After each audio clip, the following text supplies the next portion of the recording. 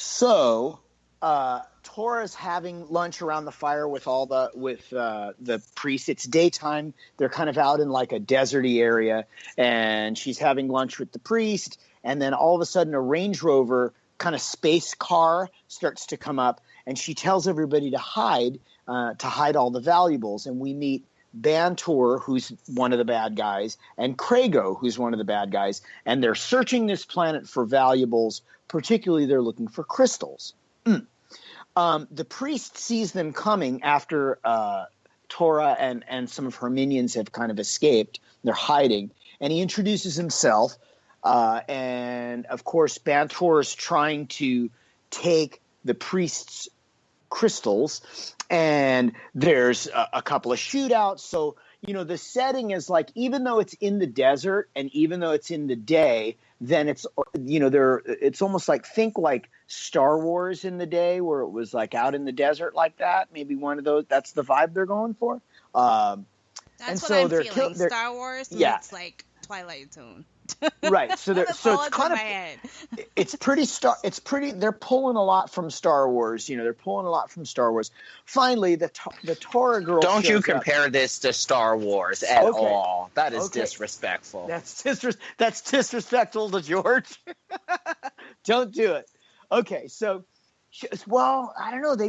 They chewed a lot on that, but Tora into a chase so she can start killing him, and she kills off some of his guards, and they're running and running and running. And one of the things that I found really interesting is that in the scene before, she's totally like regular, dressed in her outfit. And then the next scene, she's all slippery, like she's got like shiny lotion on her, like she's all like I don't even know, what do they call that one in movies where somebody's got like all that sheen on them? Courtney, do you know that? Sorry, moist. Give me 1 second. I'll respond to it in 2 seconds. Maybe she's moist. So, needless to say, she's all moist and shiny. And then what I'm noticing is that after she's been killing all these people with her axe that looks like a fork, so I'm going to call it a axe fork, there's no blood on the thing, right? And so she kills the second guard, and then finally Bantor tells Krago, hey, go back to the ship and put away the crystals. Bantor kills another guard. The Tora girl kills another guard, and now it's just the Tora and the Bantor guy kind of standing, they're going to have a face-off. But now this time there's blood on her axe fork, which I thought was pretty strange. A fight breaks out. And then Bantor kind of has her pinned down, you know what I mean? But Doug, I thought it was going to be another rapey movie. Like at that very moment, I was like, is somebody going to get raped again? What is Doug? I need to pick these movies. And then it didn't happen, so I was so happy. Well, he was definitely feeling her up, though. Did you see her top come off? Yeah, I did. I was like, oh my gosh. This is going to turn into, what was that fucking movie, Savage Streets? I was like, Savage Streets? No more That rape. was a good one. It actually I don't know. was. I think, I sometimes on the, I don't know. Maybe that's the reason why I got a 2-star rating. I don't know. I don't know. So finally, the two of them are kind of fighting it off. And what she does is he's kind of pinning her down, kind of a la rapey style. And she grabs his hand and moves it over the crystals, and his hand becomes severely burned. Too easy. Right. And then basically they're moving on to the next scene. And in the next scene, she's been basically she's going to be blamed for all of these executions, even though she didn't kill all these people. And she's going to be sent to this planet she's sent to Star Slammer for 7 years for all the murders. Okay. Hey, Doug, did you mention that it's also called what was it? Prison ship? Did you find that in the notes? Yeah, they had like 3 different titles for it. Prison ship. Yeah, that really kept confusing me, because when I was looking for it, I kept finding prison ship, and I was like, no, I need Star Slammer. And then And then like the ones I was finding were like in like German. So I was like, but then I started watching. I was like, these have to be the same movies. And I found just it on realized Amazon. Star Slammer, like they're using slammer as in like the slang for jail. I thought Yes. that they were saying like. I thought that they were saying she was slamming stars. That's what I thought. And like the Oh. whole movie, I was like, wait a minute, what the fuck does this have to do with A, stars, and 2, her slamming anything? I have no idea what was happening. I think that's a badass idea right there. It's a story about a gold digger called Star Slammers. That's bitch. Let's just go that way. Fuck this we story could go right in that here. direction. All right, we're going the Hollywood Star Slammers. There you go. See, I'm telling you, it's way cooler than what this was.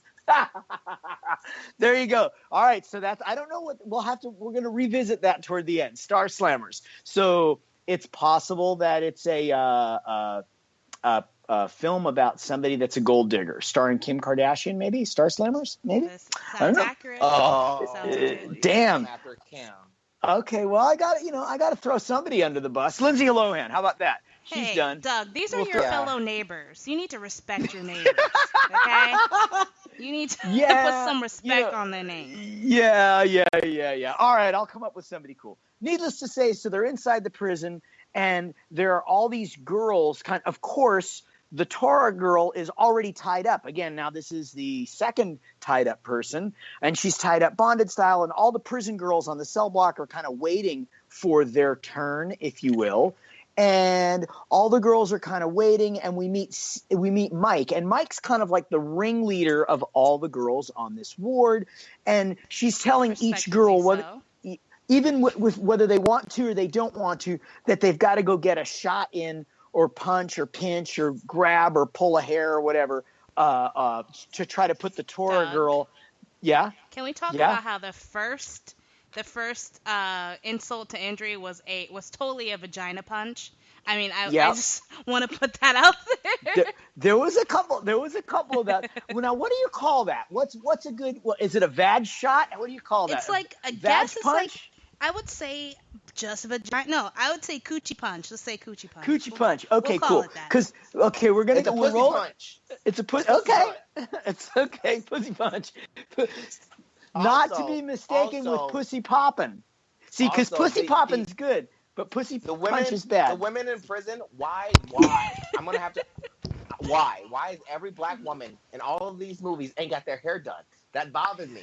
They bothered me. So they had the one black girl on the cast, nappy-headed as hell. Why? Mm-hmm. So I think this is what we're going to do. Karlos, you and I need to write a letter to Elon Musk and ask him if he can warp machine you back in time to 1985 so you can be like a makeup artist for these films and fix all this shit. Is that possible? You think? Yes. Think a lot of these edges need to be laid because they are played out. Okay. I love that that's what you focus on is that the hair. You're like, that's great. I love it.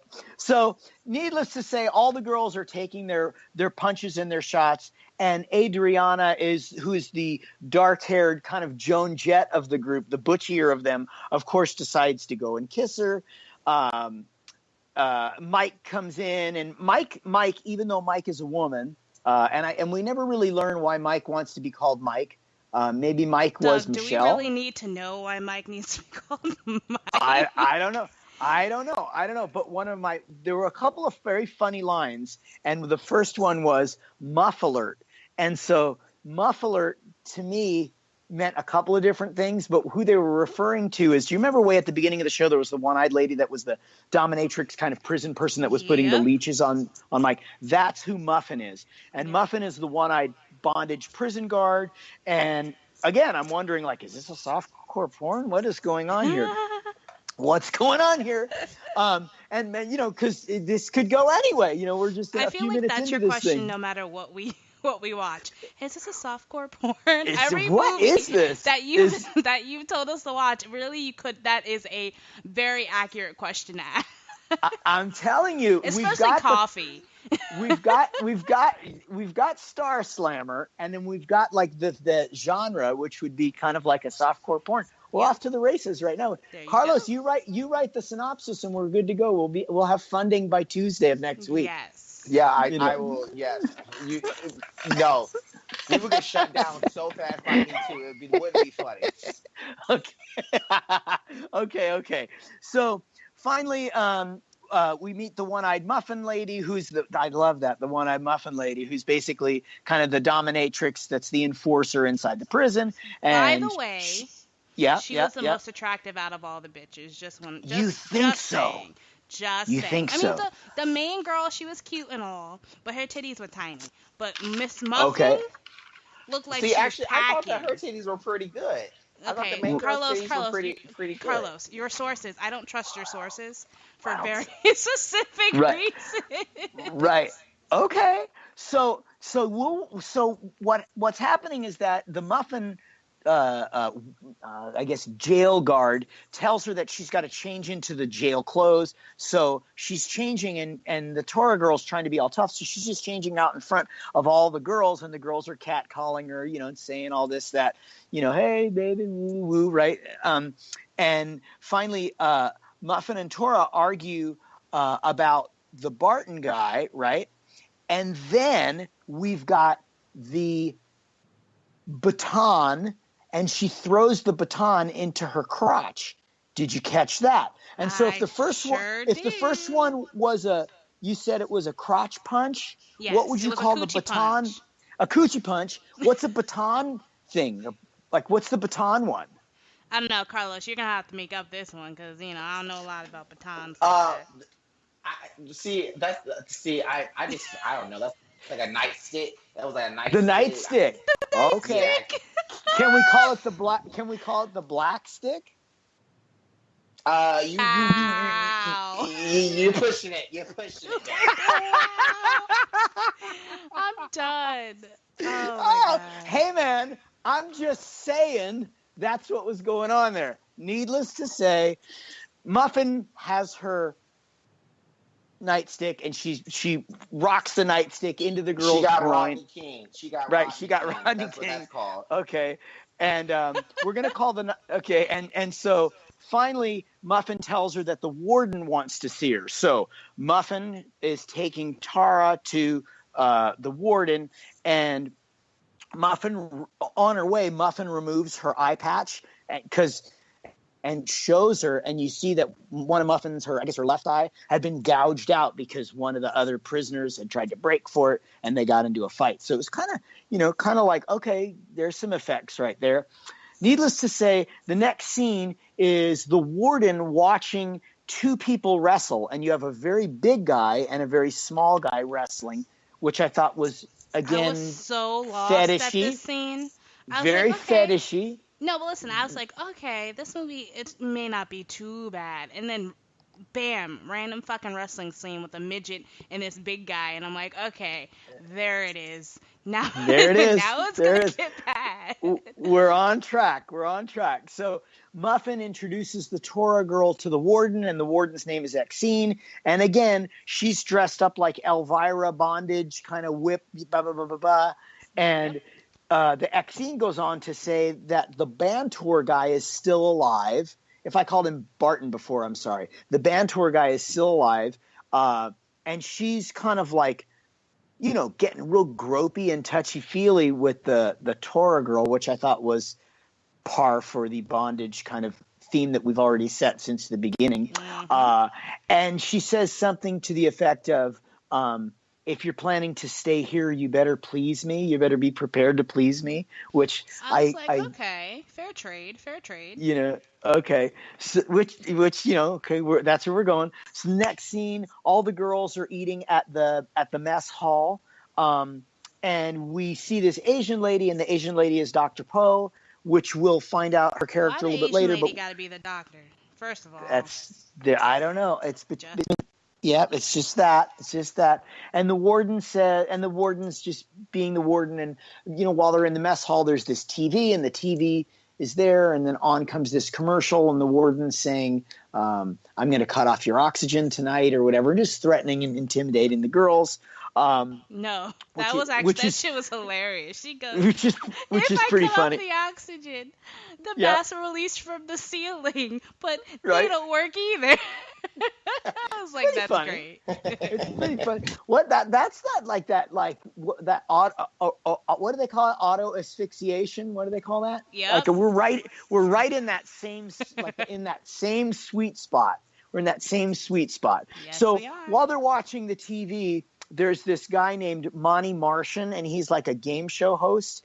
And they have this game called Meet the Inquisitor, and so they're trying to determine what each new person that comes to the planet prison has done. Okay, and and that's the end of that trail. It doesn't go any further, but I thought it was kind of a funny game show style commercial that was on their TV, and the girls. So now they're still in the mess hall, and the girls want to know what the Tara girl does. Of course, it wouldn't be a worst of the worst movie unless there was a prison fight between women. And of course, here we go. Here comes a prison fight, and the girls start fighting. I'm sensing a theme here, Doug. Yeah, there's a little bit of a theme. One of them had said what broke the fight out was that Mike, who was kind of like the main ringleader of the girls, put this cup of live worms on the Tara girls' plate and said, "Eat this," and they break out. They start fighting. They're wrestling,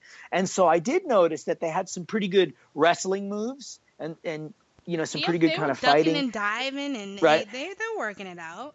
They're working it out. They're mixing it up a little bit. But what was interesting was there's no Muffin around. There's no warden around, and for a place that's supposed to be all high tech, there's no cameras. So the girls are having this incredibly long fight, and they're going back and forth and fighting and blah, blah, blah, blah. And I noticed one other thing, Doug. This time, there was no titties that popped out during the fight. Every movie we've seen where there's a fight, a titty pops out. So I commend you for this. So far so good. But I'm going to bring the breast thing back in a second. Hold on one sec. So Exene, so just get ready because I got a question. I got a guy question. So Exene comes in and she's the warden and she's wearing a different dominatrix outfit, has her whip and the whole thing. And Muffin comes in and Muffin is wearing the same outfit. Now, this particular outfit that Muffin's wearing, the right part of the top is just cellophane. And so I wondered, is it possible that you could hold your boobs up with a cellophane wrap? Question, Absolutely. Courtney. That shit is strong as shit. Okay. Just saying. Interesting. Okay, cool. So I thought that was a very good use of costuming in that they propped one of the girls' boobs up with this cellophane. Did you catch that? I did. I was wondering what that shit was, and then I noticed. I was like, "Oh, that's wrapping plastic. Got it." Right. So it was great. So finally, we're on to, believe it or not, Chapter 3, The Arena of Death. So this movie's moving very fast, and now the girls are they're inside this contraption that was part shackle, part glory hole kind of deal, and did you catch that or did did. Karlos, do you want to weigh in on any of this stuff? I think we're now on like the 5th girl shackled scene. Karlos? I didn't catch the glory hole reference. I didn't catch that, but I did remember the arena scene when they were fighting. Okay, so that's later. That's later. So after they get spanked, you're right. After they get spanked, so they're in this. Karlos, just to remind you, because I know, I wouldn't want you to miss the details, buddy. I love you. I want you to catch all the details. So the girls are inside this like metal box, and all you could see are their heads and their hands. But behind the metal box, the Muffin is there cracking them on the ass with the whip, I guess. That's what's going on. And so I remember that scene. Yeah, I remember that scene. Okay, cool. So they're inside the box or whatever. Finally, they're getting spanked, blah, blah, blah, blah, blah. And then the warden is enjoying the show, and then they're let go. And now, believe it or not, the warden's outfit is different right out of the gate, so she must have done a quick change of clothes. And the girls are done from their spanking, and now the warden says, and now it's time for the arena of death. And what's going to happen is the two girls, Mike and Tara, are going to fight this alien monster. Now, the alien monster, did anybody catch that the name of the monster was Hardigan? What? I didn't even realize Okay, that. so I'm going to come back to that button in a second. So he was called Hunk Hardigan. Okay, and the girls start running, and they're inside this small little arena area, and the other the other prisoners have been let in from the cell block, and they're all kind of watching the fight as it goes on, right? And so the girls are fighting, and I'm trying to figure out, what does the monster look like? It's like this bloody thing. It looks like a bloody mushroom with teeth, and I'm like, is it a Venus flytrap? And they're fighting and they're fighting and they're fighting. Again, and super then fucking confused when this happened. I was like, and then all of a sudden, neighbor Doug has an epiphany, and I realize Hunk Hardigan is a dick, and it's a dick monster. Oh shit! I didn't realize that. With teeth. Yes, it's because it's a dick monster with teeth. Now I gotta go back and watch it. And then so guess what? When they kill him, right? They kill him. Then there's, get it? No more Hardigan. Get it? So you're stupid. So what happens is the girls are fighting, blah, blah, blah, and Tara, who's the better of the two fighters, grabs this electrical cable off the wall, yanks it, and puts it in the dick with teeth head thing and electrocutes him, and he dies. So they've won the battle, and the two girls now become compadres. They're friends because they've killed the Hardigan. They've killed the giant dick monster. And the warden is very disappointed because neither girl died, and puts the two girls in these very small boxes. So now they're in like solitary confinement, but they're next to each other, right? Where the hell did she get a harmonica? Okay, so I'm going to get to that. Very good. So the Tora girl instantly, because Tora girl's kind of like, Karlos, are you old enough to know who MacGyver is? Barely, but I know. Okay, come on, dude. I've watched the MacGyver movies, which are very not factually based. Okay, but yes, I'm familiar. Okay, Mission Impossible. Yes, I grew up on Mission Impossible. Okay, and do you remember when we were watching Coffee a little while back? Remember how Pam Grier was very 50, and she found that pin, and she's always looking for tools. She's smart, so. Right, how to get out. You gotta always do your inventory when you're stuck somewhere. She knows. That's right. So she does her inventory, and she's trying to find a way to break out. But Mike finds a harmonica in her cell. Once again, I'm baffled because what are we in the future, or are we in where are we where there's a Hohner microphone or a Hohner harmonica that still works? And so she starts playing, and I'm wondering, what year is this? Because it keeps finding, like, I don't know if you noticed, but when the guy and the midget were wrestling, the midget had just on like tennis shoes, like regular tennis shoes, even though they're in the future. Okay, just wanted to let you know that, I'm noticing these things. I'm paying attention. Of course. So the warden gets a call, from the sovereign, I guess the sovereign state, and his wife, Marai. Okay, and the two of them are having this conversation, and they want to know how much room the warden has in her prison planet. So it's Star Slammer. It's like a floating prison planet. Okay. And she says, well, I have a little bit of room.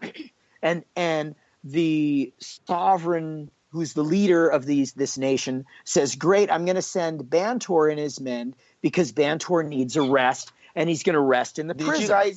Did you guys get like Hunger Game vibes from the Sovereign and his wife? They're very Hunger Gamey. Mm-hmm. Sure did. They were very Hunger Gamey. That was very Hunger Games. What's the film that Baz Luhrmann did that was kind of like that too? Remember that one with Nicole Kidman? Fuck, I know exactly what you're talking about. Damn it, it'll come back to me. And Ewan McGregor. That's what that reminded me of. But you're right. The Hunger Games, the first one, it's the same kind of outfits. So they're sitting there and they're saying that Bantor, who's the guy that basically made it so Tara went to prison for 7 years, for blaming all those murders on her. He's going to be staying in this prison. And so the Sovereign says he wants him out of the way because the Bantor guy has been speaking against the Sovereign leader, and he's worried that the underground is going to rise up. Okay, so now what happens is that, remember the Asian doctor before? The Asian doctor was supposed to be working on this this new anti-desensitization technology, which would basically like a lobotomy, make people more passive. Yep. And so the Sovereign leader is asking the warden, hey, I had sent you this doctor. How far along is the doctor with testing? Mm-hmm. And Exene, the warden, says she's going to have Dr. Poe work harder on the techniques to try to, I guess you could say, desensitize some of the prisoners so they're not so active because they're worried about them overthrowing the planet, I guess. Needless to say, it cuts back to Mike. Weak-minded. They're worried about their subsidiaries fucking up their shit. Weak-minded. Maybe. So Mike is rocking out in her cell playing harmonica, and Tara hears this scurrying of an animal, and then we're introduced to the Jagger rats. And the Jagger rats are these rats that KK, one of the gals on the cell block, has been training as pets, but they're vicious animals that can jump up and kill you, and they kind of look like maybe like little alligators or iguanas with teeth. Karlos, what did you think of the Jagger rats? Did you see it? Yeah, I love those little rats. They were kind of cute. They were cute. They were just like little. And what the rat? Okay, listen. How the fuck do y'all got rats in space? That don't make no sense. That makes no sense. They were adorable though. When she was getting attacked by it, like it, I just kept laughing because it kept like jumping down and jumping on her in this small ass cell. It wasn't trying hard enough. It could have literally ripped every piece of her fucking body. Yeah, but you didn't see this big ass rat when you went into the cell, right? Maybe it came up in between the cracks or something. I don't know. If that rat can fit into any crack, you can get out. Like, that was a big ass rat. See? That's smart. It's very smart. Well played. I agree. So she ends up killing the first rat, the rat that comes there, and she ends up snapping its neck or whatever, and she gets blood all over her face. Now it snaps to the scene of they're back on the cell block, right? And all the girls are like kind of like dancing and drinking and celebrating and partying, and because I guess the Sovereign leader said they could have a party. And then KK says, or Mike says to KK, hey, Tara killed one of your pet rats. But KK's response is like, all right, cool, as opposed to being sad. So it's like I wasn't sure whether KK liked the rats that she had as pets. I'm like, she put all this effort into it. Like, for real, I would be pissed. Right. I know. No reaction. So I'm glad you caught that too. Karlos, did you catch that there was like she wasn't bummed that she had killed one of her pets? Yeah, I think that she was. I caught that. I don't think that she cared much. Right. So that's funny. So needless to say, the girls are, as we're going down the timeline, the girls are all kind of like partying and they're hanging out in the cell block. And then all of a sudden, an elevator door opens and Bantor arrives. And he is basically, he has now like a robotic hand because remember he lost his hand earlier over the crystals, and he's choking her with his robotic hand, and she's kind of backing up and choking and trying to fight. And then basically he goes on to say, because now they realize that he's there, he goes on to say that he's going to make their worlds miserable while they're at the prison. Okay. Doug. And then. Can we just talk about how not intimidating this guy was? Like, I don't know why. As big as he was, he didn't frighten me whatsoever. And he was severely outnumbered. He had him, his two little peasants, and then, like, all these 7 brolic-ass bitches. Like, I don't see why they were so scared. I don't understand. Just wanted to point that out there. Yeah. No, I think he was definitely outnumbered. But I agree with you, but he's definitely losing. I think, you know what? I think I'm gonna throw this out there. With all the bondage and all that stuff going on, I think he has syphilis. You're That's so what I'm thinking. stupid. I think he has syphilis, and I think he's lost his mind, right? You're And so dumb. he's trying to find. He's having a syphilis episode right there in the cell Yo, block. that's not something to joke about. If you feel like you're losing your memory and your skin's freaking out, that's not stress. If your That's skin is syphilis. freaking out. There you go. Now I learned today that in it's Warm Springs, Arkansas. Al Capone used to go down there because he had syphilis, and he thought that taking a hot bath would make it go away. Syphilis trivia for 5. Another knowledge bomb from Doug. Another knowledge bomb. Kaboom. Things you don't really need to know. Kaboom. That was with so a K. sad. With a kaboom. Yeah, I'm not. I'm not a millennial, so I got to make it up as I go along. So you're working. Okay, so it's fine. I'm working on. I was gonna do a John one where I'm trying to get woke or trying to get lit, but I think you break my heart every time you mention John. I think they're all played out. Our fallen other white man. I feel so bad. I know. You're holding it down, Doug. You're holding it down for the both of you, actually. For the peeps. It's okay. I will take this opportunity to let everybody know that my background is actually Italian. And so many times... So you were never the white guy? You were never the other white guy? No. I actually... Well, here's what's... White. Shut up, Carlos. Listen. This is a funny one for you, Carlos. I'll tell you a story. So I'm doing a show up in Santa Barbara for the veterans, right? So I was doing this show. I'm taking a little bit of a sidetrack. And I'm loading all my equipment in. And it's like all these veterans. And it's like this 1940s party. And one of the veterans behind me yells at me, "Build a wall!" And so he was basically calling me like, dude, we're going to build a wall. Trump's here. I was like, who are you talking to? Who are you talking to? So, it flings in all directions, and sometimes it flings in my direction too. It flings in all directions. There you go. So back to our story. Thank you very much. So Poe is doing these experiments on one of the prisoners, basically giving the prisoner a lobotomy, while the warden and Bantor and Krago are all there watching. And he tells and after the experiment, Bantor tells Krago to bring Tora or Mike, one of the two, to the cell, to that experimental lab, because he wants the doctor to do the torture thing on him a little bit later. So now it's nighttime in the prison, and there's one of the android robots walking through the halls, checking the doors, and Courtney, I'm going to see if you catch this one. So they're walking down the halls, and over the loudspeaker is Howard, Dr.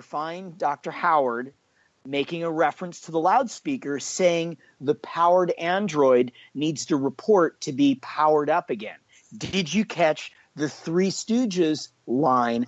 In 2 movies now, we're 2 for 5, so we're killing it. Did you catch that one? I didn't. See, now I have to go back and now I usually, you know me, Doug. I usually catch all that shit, all those little what do you call it? Like those little pieces from different movies and stuff. But this time I didn't. I'm mad. I'm disappointed in myself. Right. Not a big deal. So I thought that was funny. That's our second Three Stooges reference. The other one from Coffee, remember? Because that was in the hospital. Oh, no, yep. No, the other. I'm sorry, that was from Nukem High. Nukem High, all the way in the beginning. Yeah. So finally, one of the goons catches up with Mike, and as the goon, so he catches up with Mike, and then he's saying to Bantor and to the doctor, he's like, so if we lobotomize people, they'll do anything for us, which again for me was like, whoa, was the goon thinking that he could lobotomize the girl and have a sex slave? Is that where he was going with this in the soft core thing? Did you catch that? line where he's talking about that? I didn't catch that. Whoa, that was really freaky. Where it was like, did you remember Stepford Wives? Yes. Okay, so maybe that's where he was going. You wanted to go, more. Or maybe they just didn't want any babies on the ship. Maybe that's a lot of trouble. They got the rats already. Why do they need babies? So, who needs the trouble? So the warden finally, the goon is walking down the hallways, and the warden asks him back into her cell. So she's still like, the warden could possibly be one of the most sexually enthusiastic wardens in all of the galaxy. It's possible. Exene, is the one. You never know. So we realized she was gross. She was pretty. She pretty was disgusting. out there. Can we talk about that? Please do. Please, you go first. Did you notice her titties were like all the way on the floor? Yes, she looked like a third grade science teacher. Which is all the more like, those are the ones that do the S&M, like those weird S&M things. They're the third grade science teacher, but then at night they're Mistress Kiki or whatever. Those are the ones you got to watch out for. Whenever you're Karlos with a K. I know when you come down to Los Angeles, you might be cruising the Hollywood Hills. If you ever run into one of those swingers parties, watch out for Mistress Kiki. She'd be about 75 years old, but listen. But that's what I aim to do, is hook up with Mistress Kiki, because they got money. Yeah, there you go. They do. They do. That's a hustle right there. That's a hustle. It's doable. It's doable. I'll give you some numbers a little bit later. I'm trying to Black China that shit. I'm trying to get a baby hooked up with like a 40-year-old millionaire. That's what I'm trying to do. There you go. There you go. So finally, the warden. The warden is and the goon are having sex, and he's wearing these like weird rubber gloves, these like oversized gloves. Did you catch this? No, I did catch the awful weave he had in his head, though. I caught all of that. You're stupid. That's pretty funny. I was watching it with my husband. I was like, why doesn't he take the gloves off? And then he thought he brought up the point of it might be his hand, and I was like, okay. But then I was still confused. Right, because it wasn't. This is not sexy. No, it was just dumb. I'm just gonna go with dumb. So, needless to say, Bantor is starting to have these hallucinations, and the rabbi that he had killed at the beginning of the story is starting to appear to him in these syphilis visions, and telling him to repent and to repent. I've come for the crystals. And now we jump over to the girls are in the mess hall, and they're worried what happened to Mike. So when the goon had gone to grab one of the people to try to do the lobotomies on, he had grabbed Mike, and Mike was brought to the experimental lab. Okay.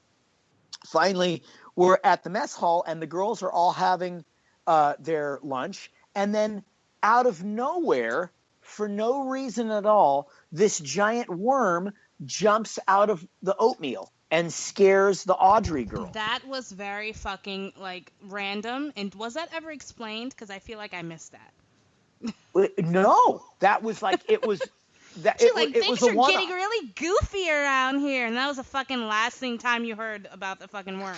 I did not understand that. Yeah, no, I didn't. Go ahead. It was. I thought it was this whole fucking. Listen, Doug, you need some help. He's speechless. Come on, man. This is quality. This is a quality film. It got a 2-star on Amazon. Come on. This is it should not have gotten any stars, but continue. Okay, I'm going to keep going. So finally, we realize that it's Mike that has been chosen, and the warden comes in, and they're trying to do the lobotomy on Mike. And the warden is wondering who had they're back at the mess hall, and they see Mike has now come back, and Mike is all kind of zombied out, and the warden comes in, and the warden's like, who ordered Mike to get a lobotomy? And of course, everybody says it was Bantor, and now the warden is pissed off at Bantor. So Bantor's crazy, the warden's mad. Muffin comes in. remember, with the eye patch, but now Muffin has a full top. So the cellophane top's gone, and she has a regular top on, which is great. Maybe they shot the film backwards. And Muffin sounds basically like Muffin starts taking Squeaker, who is Mike's sister, and trying to take her away from the crowd. But then all of a sudden, and this was a twist, all of a sudden, Mike, only pretending to have a lobotomy, only pretending to be a zombie. I noticed that the whole snaps. time. I knew that that Yes. was going to be her plan. Right. So it was a plan. So she magically snaps back, and all of a sudden, a fight breaks out. Okay. And so now Muffin and Mike are chained together, kind of like West Side Story style. Like each one of them are connected by this bondage thing, and they're swinging the knives, and and it's a cat fight. Again, this is our third prison fight on Star Slammer, which is great. And then Mike slams off Muffin's hand, and it's still held on this handcuff because they were kind of held together by handcuffs. And so she's holding up the bloody stump and screaming. And which then I loved. That was my favorite scene of all. which was pretty great. And then she's swinging the hand over her head, right? Like she's got the hand, and it's shooting blood all over the girls, which I thought was pretty funny. I thought Muffin's reaction looking up at the bloody stump as it was squirting blood was great because, who doesn't love bad horror film effects? I thought that was kind of cool. It was pretty good. And then right, squirting bones. And then we realize Mike says that Dr. Poe is actually part of the underground, and that she's going to help lead them to the lower floor where there's two of Bantor's ships, and they're going to try to make an escape. So now all of the cell block is unifying to get weapons because they're going to try to get to the lower level so they can make their escape on two ships that Bantor has docked there. Guess what? Chapter 4, Jailbreak 3000. Okay? Chapter 4 of an 86-minute movie. Hey, man, quality entertainment among us. So finally, Bantor finds Poe, right? And he's telling her to come with him to meet the Inquisitor. So the Inquisitor, I guess, is like the main enforcer on the ship. Okay, and we're finding this now in the 4th chapter.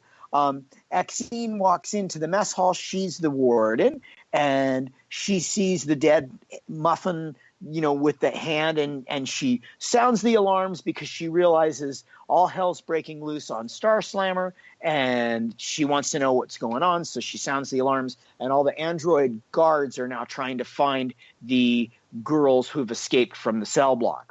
Okay, and now the next scene, we have Dr. Poe locked down, strapped down again. This is are we on our 7th strapped down bondage woman, right? Yep. Carlos, are you keeping track? Is that about?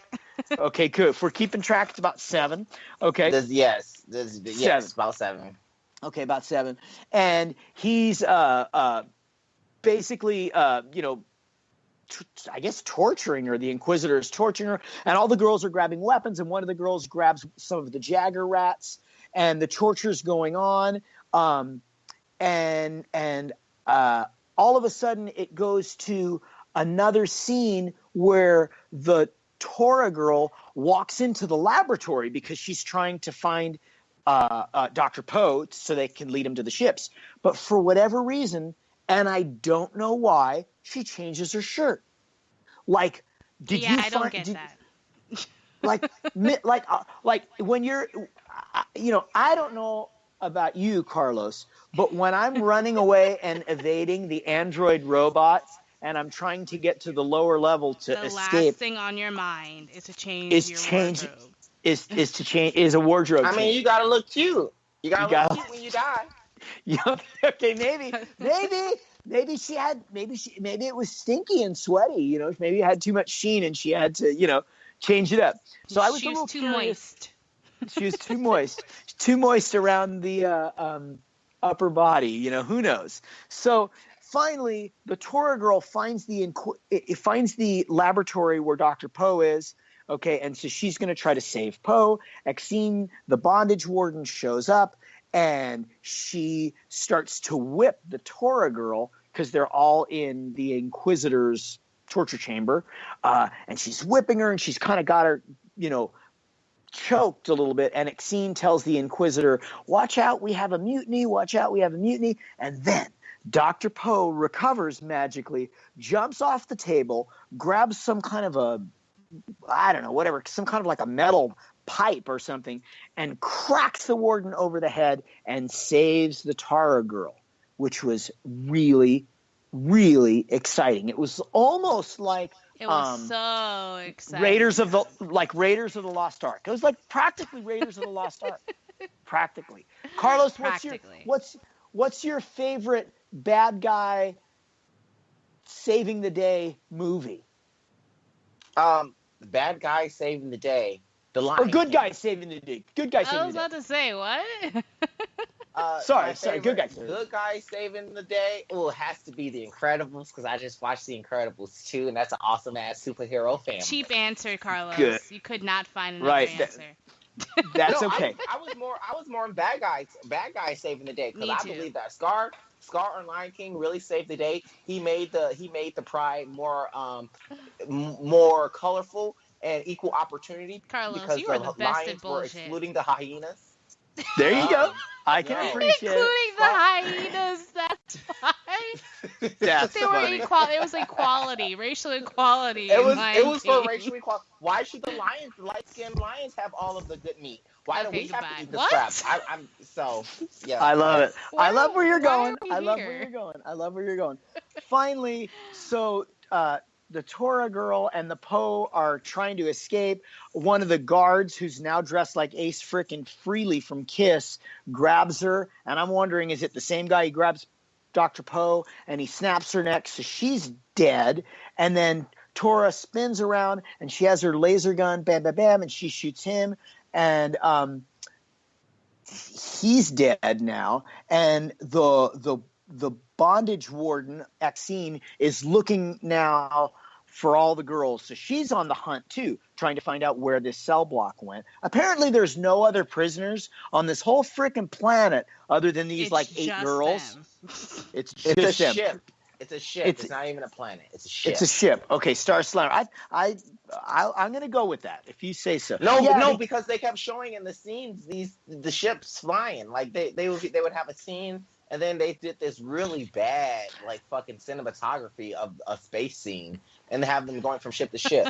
You see, now I totally agree and support what you're saying, but the tagline is what threw me off, because it says 2 women who were unjustly confined to a prison planet.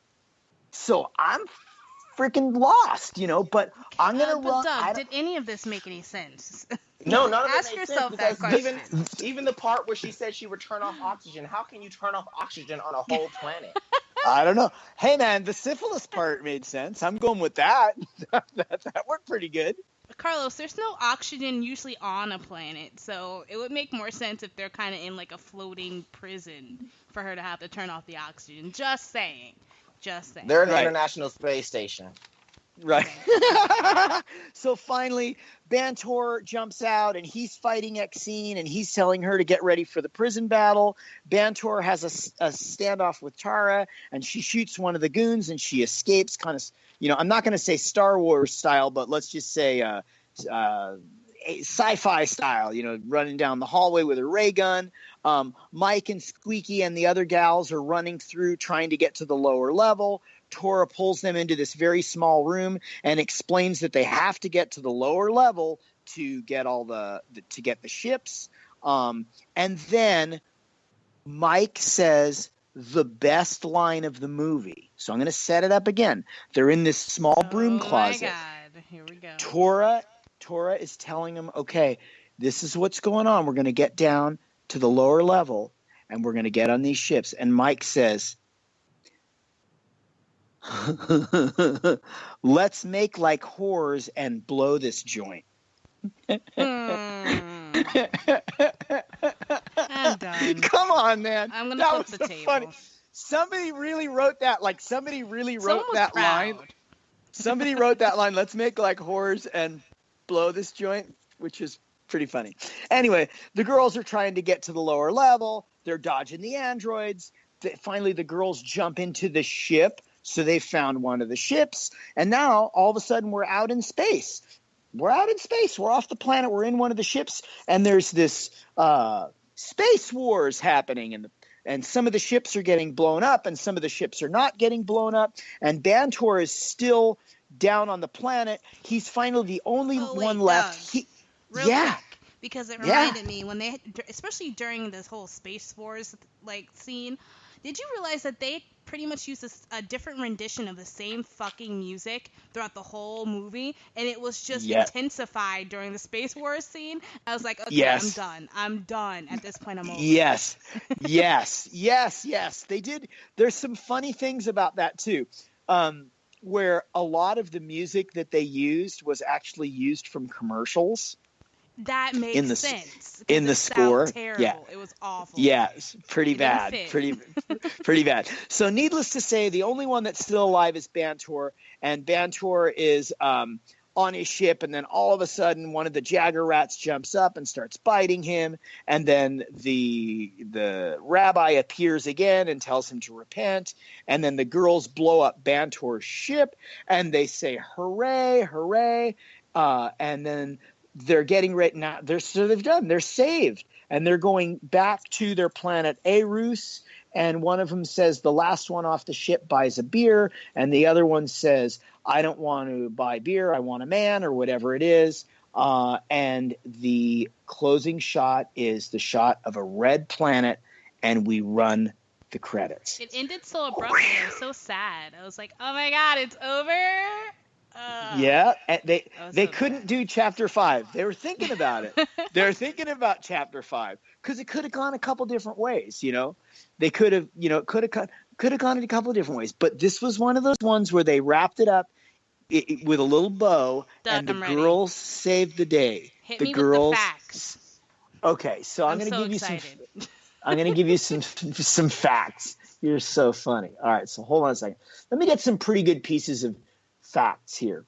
The bulk of the film was shot inside a grocery store that was converted into a studio. Really? Okay. Mm-hmm. I mean, I don't know why I'm so surprised at that, but that's cool. I mean, that's innovative. Okay. Here, that's pretty cool. The majority of the music, as I said before, was done from TV commercials.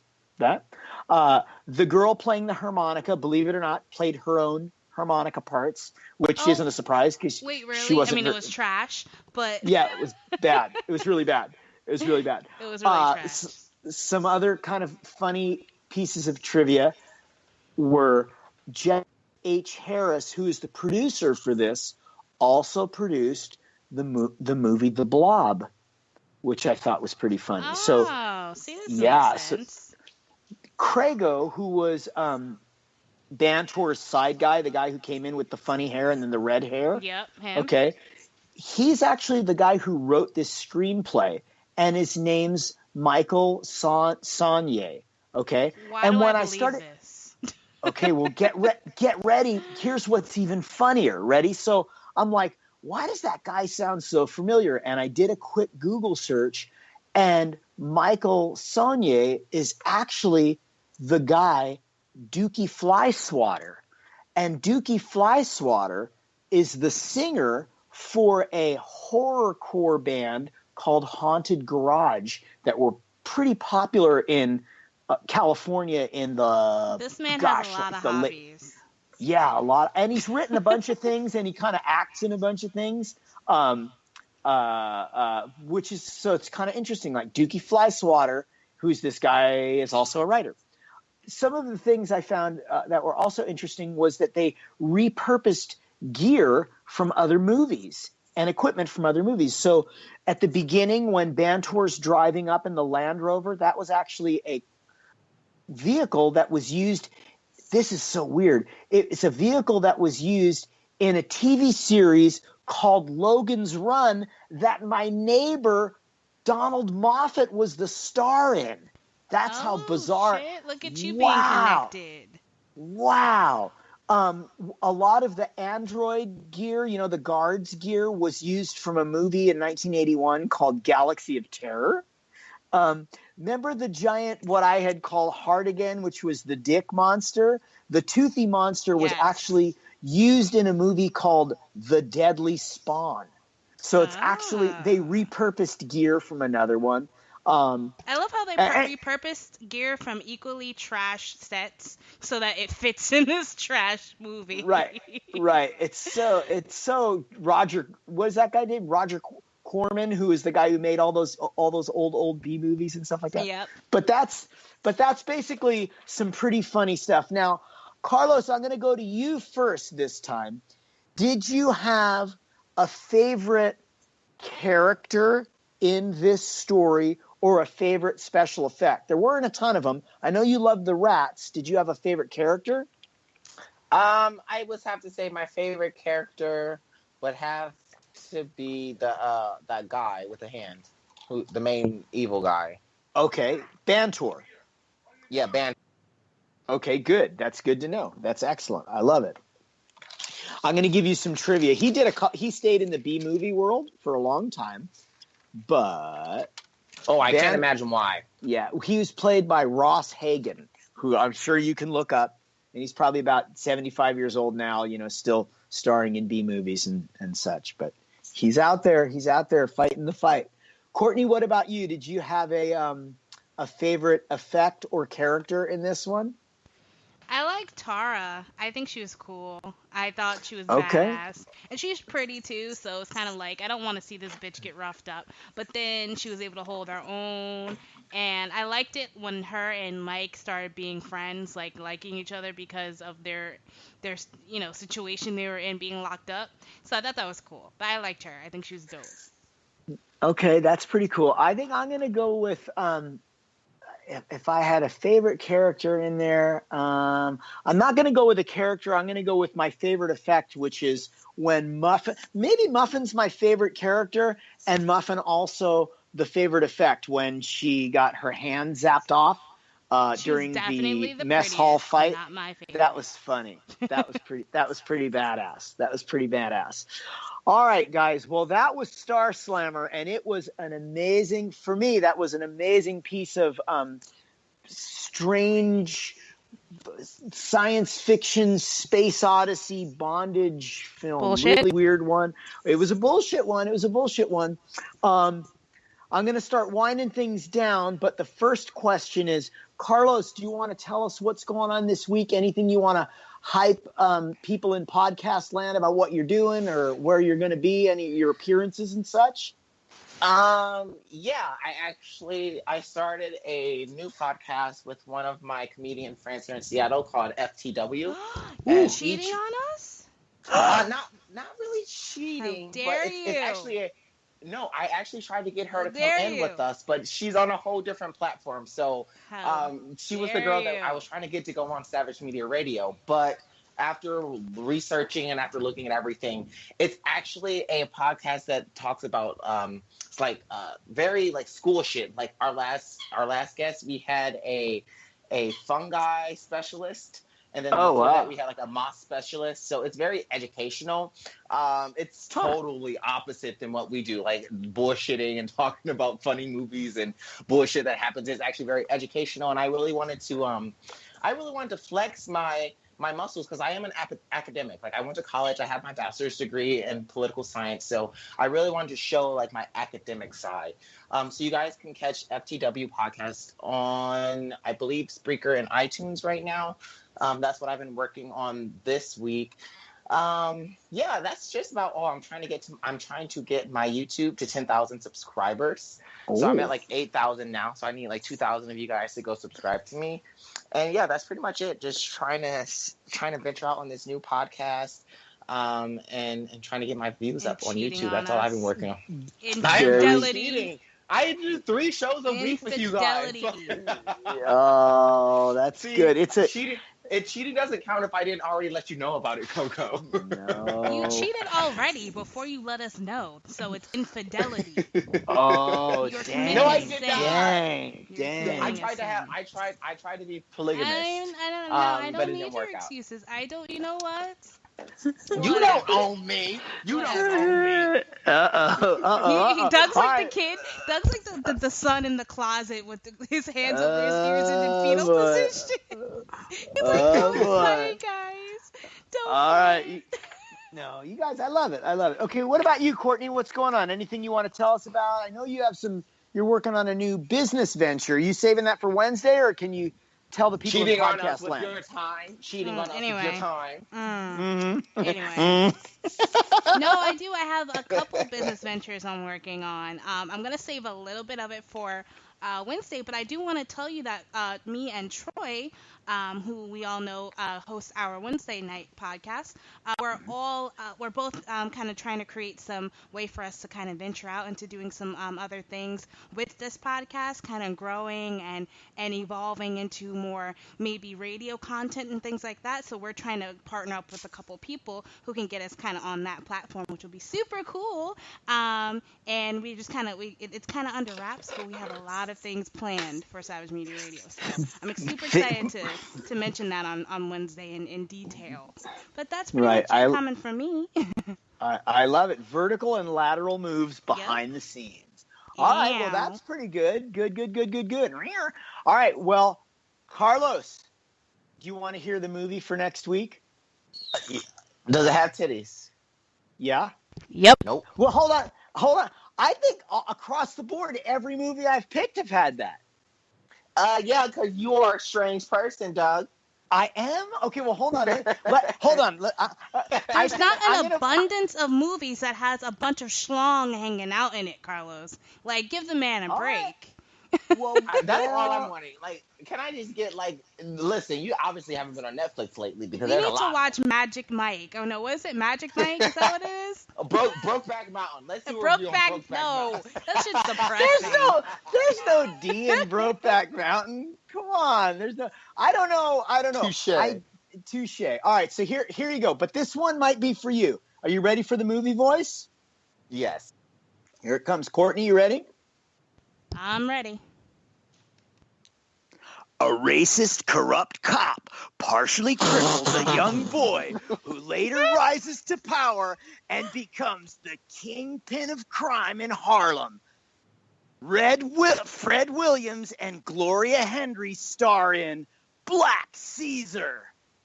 I love how dude. Almost Red Williams.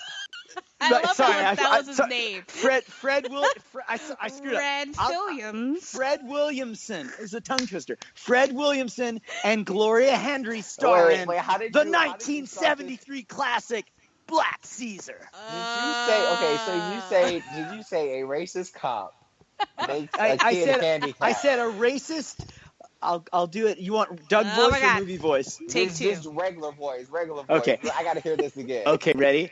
A racist, corrupt I don't even cop. want to watch it now. A racist, corrupt. Listen, it's good. I saw the trailer, man. It's badass. No, I believe A racist, corrupt cop partially cripples a young black boy who later rises to power. Wait, no, I want to know. Partially crippled. How do you partially? Either you crippled or you didn't cripple. Why do you got to pull it apart? It's 10 words or less. I'm done. They're already making excuses. Well, he really wasn't really crippled. He was only partially crippled. Partially crippled. Either way, so the story's this. There's a bunch of people, right? And there's this young black kid who becomes the kingpin of crime in Harlem. Who doesn't want to see Black? It's called Black Caesar. Oh, we gotta get Troy on I this. don't want to see this. Why can't we see, why did he have to be kingpin of drugs and violence? Why can't we see a black man get beat by police, then sues, and then uses this to pay for college? That's the movie I want to see. Get Carlos out of the next week. We need to get Troy on here. He's a fellow Harlem citizen. He will appreciate this movie. Okay. Troy Weeks, you're going to be... Well, I don't know if that one's. I think we got a guest coming in for next week, but we'll get Troy on. We'll see if he pops out. Troy's in the first position. Cool. Absolutely, it's a Harlem story. It's a rise to fame story. But Karlos, you want more. You want like Sir Frederick Douglass, or somebody that. No, I just want positive influences on the African American community. That's all I'm asking for. Okay. I'll look for a good story for you. So far, we've had Kofefe, then we've had bad bitches with bad weaves and no edges. I need some good black relevance on this show. All right. Well, how about this? Maybe why don't you make a suggestion? I can take you up on that. I'll do some research. If you do some research and you have your people talk to my people, and we'll run it by the producers and we'll see what we can do. That sounds excellent. That sounds good. I love it. Okay, so we know. So Black Caesar, it's on Amazon from 1973. That's what we're going to be watching next week. I can't wait. Fred Williamson, it was a tongue twister, and Gloria Hendry, can't wait.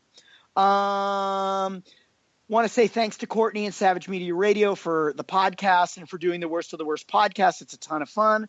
Also, if you want to find Worst of the Worst podcast, the handle's the same. It's podcast WOTW. So both on the Twitter and the Instagram page. Shoot over that way. Give a like, give a thumbs up. If you want to rate or review, comment, shoot over to iTunes. That's the one that we're really kind of doing that way. Just like it sounds, Worst of the Worst podcast. Or you could go through Savage Media Radio and you'll find the link to the Worst of the Worst podcast. If you want to hit us via traditional email, that's what they call it, right? The millennials call it. Yep. SavageOnAir@gmail.com, SavageOnAir@gmail.com, or podcast WOTW@gmail.com. That's all we got for today. Thanks for hanging out. It was a ton of fun. Courtney, do we have outro music? Let's see. We ready? Karlos going to sing us a song. Hold up. Let's test it out. Ready? Ew. Bye, guys.